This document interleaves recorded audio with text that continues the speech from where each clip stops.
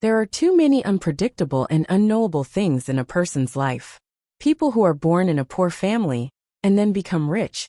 People who are rich in their early years and poor in their later years. People who experience great ups and downs. People who die of illness. People who die suddenly. Life is full of unknowns and variables. People hope that they will be accompanied by good fortune, wealth, health and longevity in their lives. So they worship Buddha and pray for blessings. The concept of happiness has been unanimously recognized by history and has been passed down for thousands of years. The so-called 5 blessings are longevity, wealth, health, virtue, and a good death. Longevity means not dying young and having a long life. Wealth means being rich and having a noble status. Health means being healthy and having peace of mind. Virtue means being kind and following nature. A good death means dying peacefully and decorating the end with etiquette.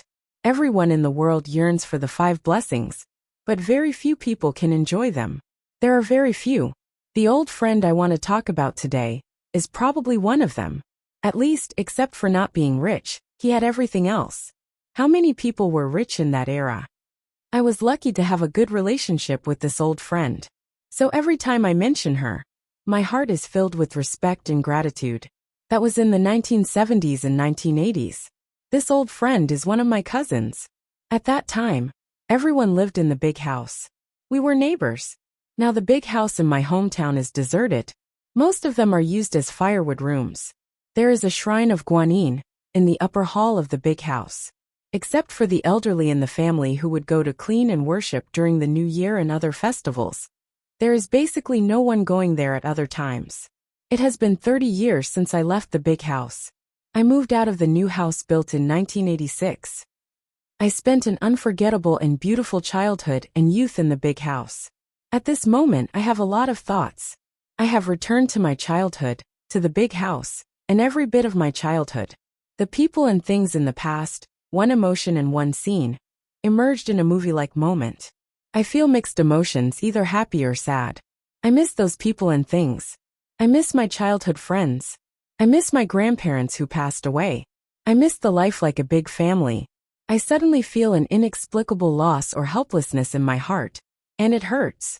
There are more than 20 families living in the main building and the side rooms of the big house in my hometown. We are as close as a family, but after all, each family is a family. Some things are still clearly divided. For example, the division of the upper, middle and lower halls, etc. Except for the New Year and other festivals, everyone shares them together. There are rules for placing things at other times. Although we are as close as a family, every child is still raised by his or her own grandparents. And this is what I want to talk about. Because my grandparents passed away when I was born, my grandparents were not very old at that time and needed to go out to work.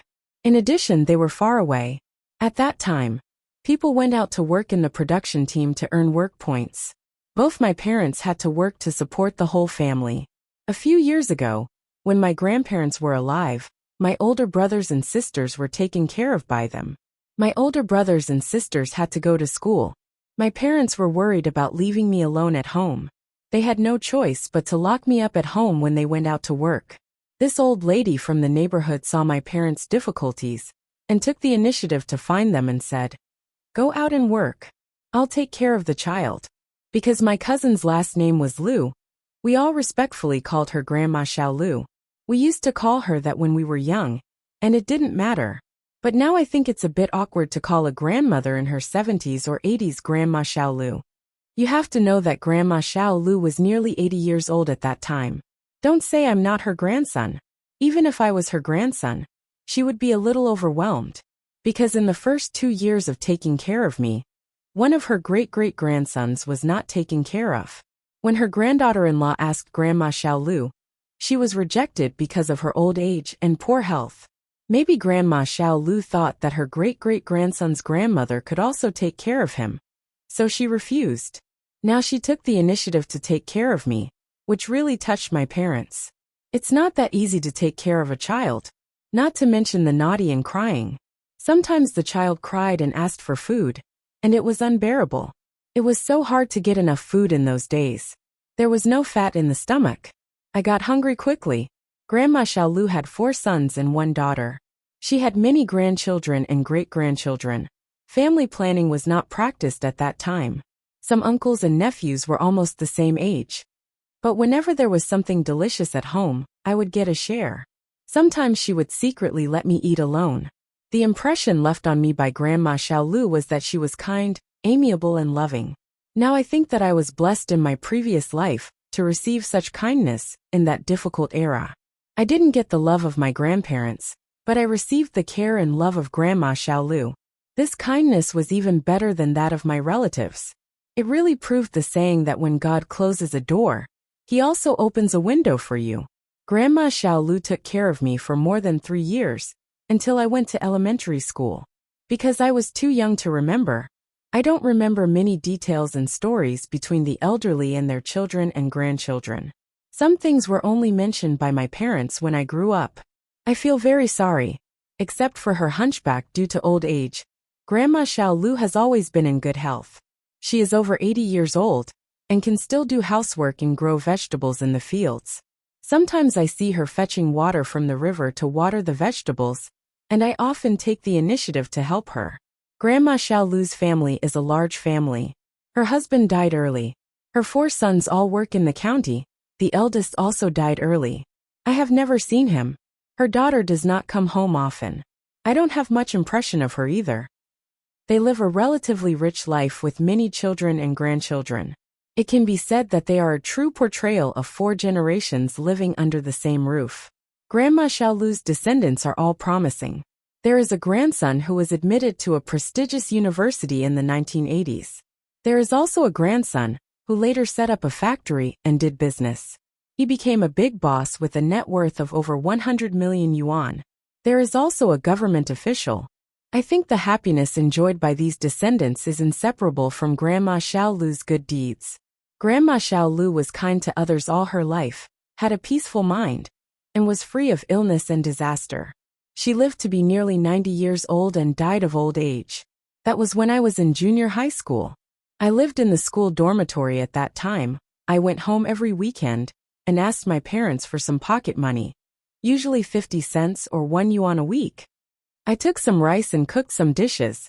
At that time, every meal had a few taels of white rice and a small spoonful of homemade soybeans as a dish. Compared with life now, it was really difficult.